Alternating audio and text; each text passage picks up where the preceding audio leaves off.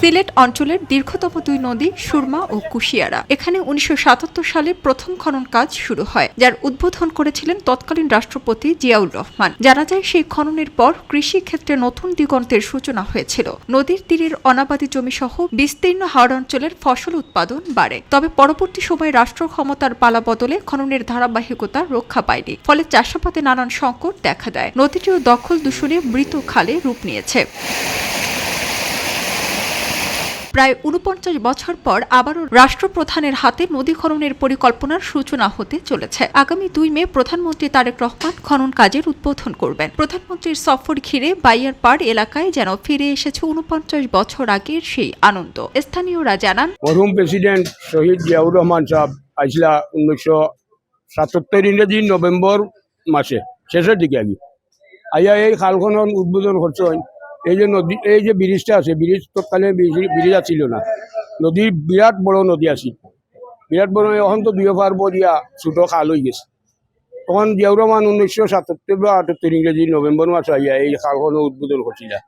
করার পরে এই যে পূর্বদর্শা জামে মসজিদ আছে, এইখানে পূর্বদর্শা জামে মসজিদ, এই যে মসজিদ আছে, মসজিদের সিঁড়ি অজুখানা আছিল, সিঁড়ির গাঙ্গর লগে অজুখানা সিঁড়ি, এই সিঁড়ির মধ্যে জিয়াউর রহমান সাহেব বক্তব্য দিচ্ছেন। জিয়াউর রহমান সাহেব আইলা ৭৭। এই আমাদের পূর্বদর্শা মসজিদের এখানে আপনার ছোট মসজিদ আছিল, মসজিদের এখানে এটা বক্তব্য সামান্য রাখছেন। এখানে অনেক লোক আসছিল, এখানে মাটি কাটিছেন টান জিয়াউর রহমান সাহেব খাটিয়া। আমরা এখানে ধরছি টান, খুব ধরছি টান ছেলেও ইনশাল্লাহ উদ্যোগে টান মাটি কাটবা ইনশাল্লাহ। আমরা খুশি এলাকার মানুষ। মাসুক বাজারের যে ব্রিজটা বড় করে দিবা, তার বাদে যে নদীটা কুদিয়া দিবা, কিবা মানে অনেক ক্ষেত মাংস করতে পারে না, পানি দ্বারায় বাসতি করতে পারে না, ধান ক্ষেত করতে পারে না। তার বাদে এখানে যে ফুলটা আছে, এটা খুব ছোট, এইটারে দিনে সাইটে দিয়ে একটা ফুল দিবা, আমরা অত্যন্ত খুশি।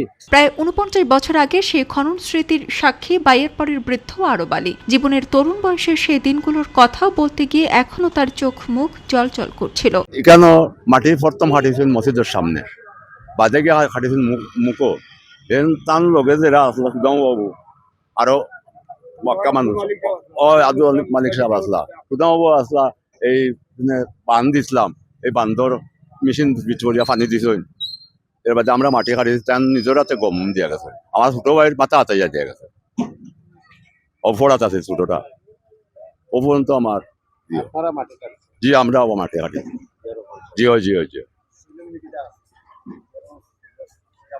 গেঞ্জি হ্যাঁ, ওকে মাথা গেঞ্জি চিহ্ন আছে, কেশ মাথা তাই, কিন্তু এই যে অহংকার তার ভিতরে আছে।